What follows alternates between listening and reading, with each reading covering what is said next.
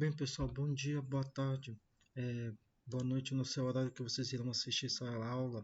Mas essa aula aqui nossa é da correção do segundo exercício nosso, tá? De farmacologia, tá? Aonde nós vamos corrigir o último exercício antes da prova da segunda verificação. Então, nesse exercício eu passei 7 questões para vocês, aonde na primeira questão eu pergunto assim para vocês: quais são os fatores ligados à seletividade de ação? Lembre que na seletividade de ação são 3 os fatores que estão ligados e que corroboram para ela. Primeiro, a natureza do paciente; segundo, a natureza do fármaco e o tipo de via de administração, tá, que esse fármaco irá fazer durante a sua administração, que possa facilitar essa seletividade. Já na segunda pergunta, eu pergunto assim para vocês: quais são as condições que favorecem o grau de seletividade da ação? Nessas condições que favorecem a seletividade de ação, são 5 as condições. Primeiro, o tamanho e a forma das moléculas, da molécula do fármaco.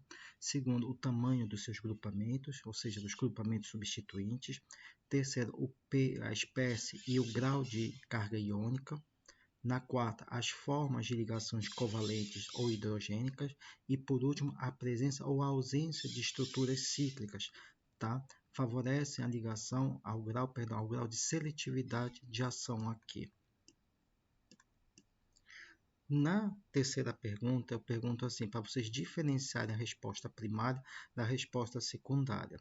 Em relação a isso, a resposta primária é o tipo de resposta aonde ela é representada principalmente pelo quê? Por alterações genéticas, ou seja, são respostas genéticas que influenciam ou que são influenciadas por alterações celulares ou metabólicas.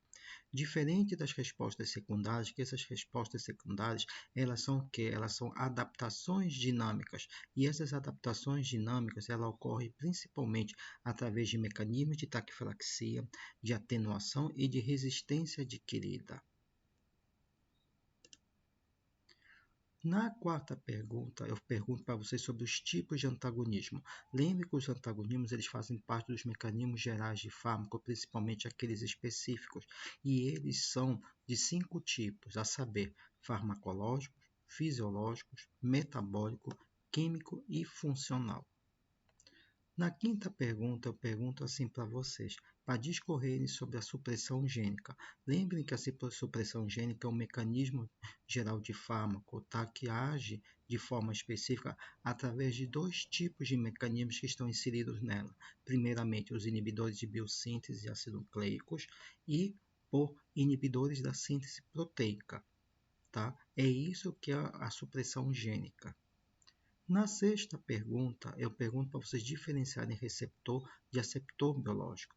Lembre que os receptores biológicos são substâncias de natureza endógena que são produzidas pelo nosso próprio organismo, aos quais se ligam os receptores.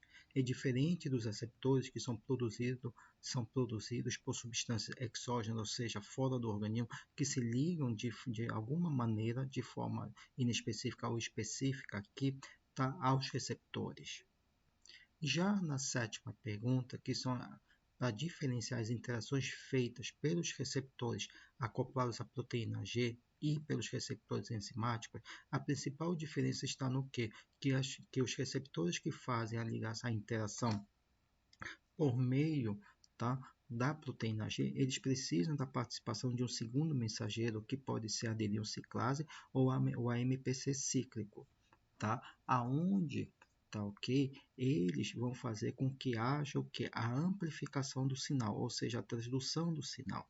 É diferente dos receptores enzimáticos, que eles não necessitam da participação de um segundo mensageiro, tá, para fazer a transdução do sinal, ou seja, eles fazem de maneira imediata e direta, sem um intermediário aqui, que é representado pelo segundo mensageiro, tá bom?